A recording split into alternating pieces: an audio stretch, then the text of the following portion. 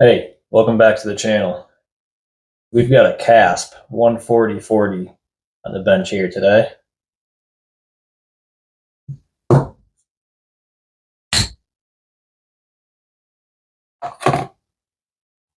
And this is a solid aluminum padlock with a security rating of 7. This lock features a hardened steel shackle, double ball bearing locking mechanism, solid aluminum body, a 6-pin cylinder with anti-pick mushroom pins, paracentric keyway, and an anti-bump cylinder. Right off the bat, this lock feels really good in the hand. It's got a really nice finish on it. Machined well, corners are rounded over. Really nice anodized green job on it. Overall, really nice lock. There's a look at that paracentric keyway.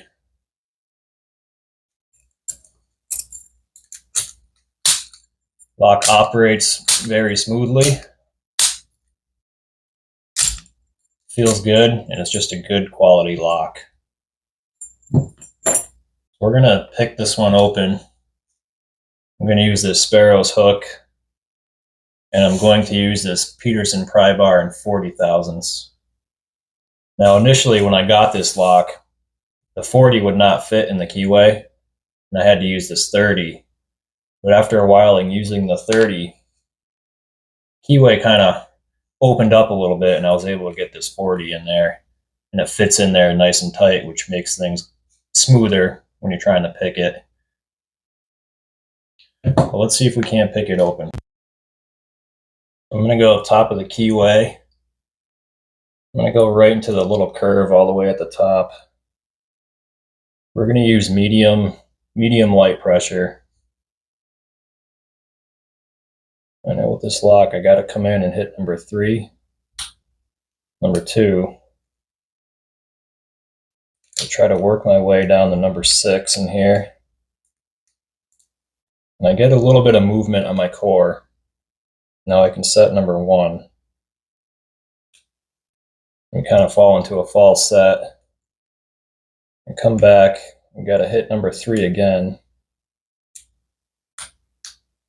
Work our way in. Number 5. I drop something along the way.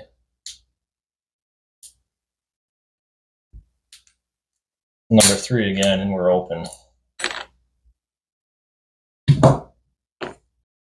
So this one is a challenging lock to pick, and I think it's just a characteristic of those mushroom pins in there. You'll set it, and you'll go down, you'll set something else, and they tend to fall back down quite often. I find myself having to go back and forth. I made one of my speed pick videos yesterday, and I probably did 200 attempts before I got a time I was happy with, because they just kept falling down. I had to go back and forth. And finally, I had a run where I got in. I set 3 and 2 almost at the same time. Shoved my pick in, bumped 6, pulled it back out, set 1. Then I set 3 again, and it opened for me. I got a really good time doing it that way. But I was struggling to even come close to 10 seconds on this lock. So it's definitely a challenging lock. Now, as far as picking it, looking at this key here, you can see number 1 has to go way up high. 2's kind of high. 3's a real high one. 4, real low cut.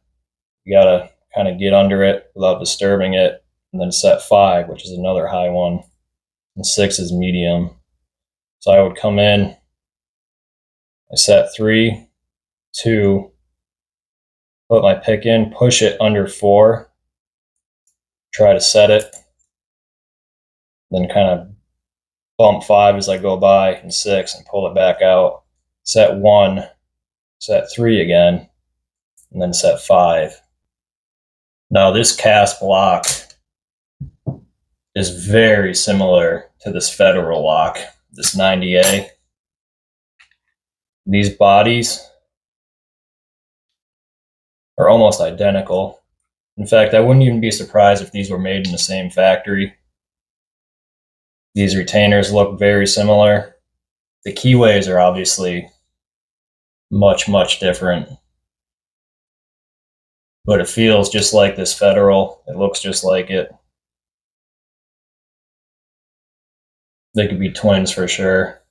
And here it is compared to an American lock. I tend to call a lot of these locks American lock clones, even though they're not really exact clones. These have these bolts in here for the shackle, and there are many differences, but you compare it. Here's a pack lock. I don't think these Avis 7240s are very similar, but a lot of these are, almost copies. We got this piece of junk here. The key broke on that one on me. This thing is just absolute garbage, this Sepix lock. But these two, even the packaging for the Federal and this Kasp, it's very similar packaging, same colors. I'm not even sure exactly where these are made. I'm sure it probably says on here somewhere. But these both I ordered out of the UK. This guy bought off eBay. It cost me $48.98 to ship it to my door. Pretty pricey. But again, I can't find these here in the USA. They're hard to find, I should say. So I've got a few new locks here for upcoming content.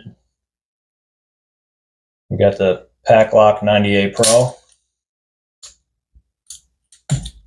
This is the 7-pin version of the 90A. I've got this other pack lock here, 100 IC.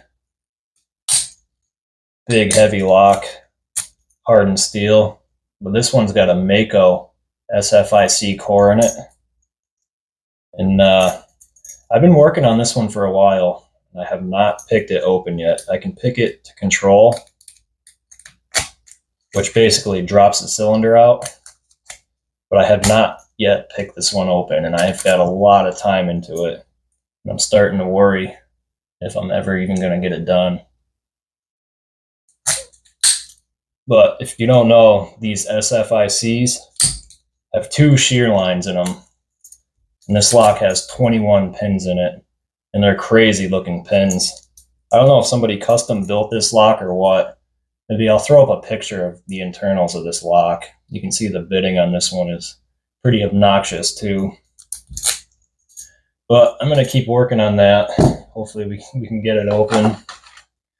And I got one of these Berg Voctors, or however you want to say it there, the Diamond. I can't wait to start playing with this guy too. So thanks for watching, and I'll see you on the next lock.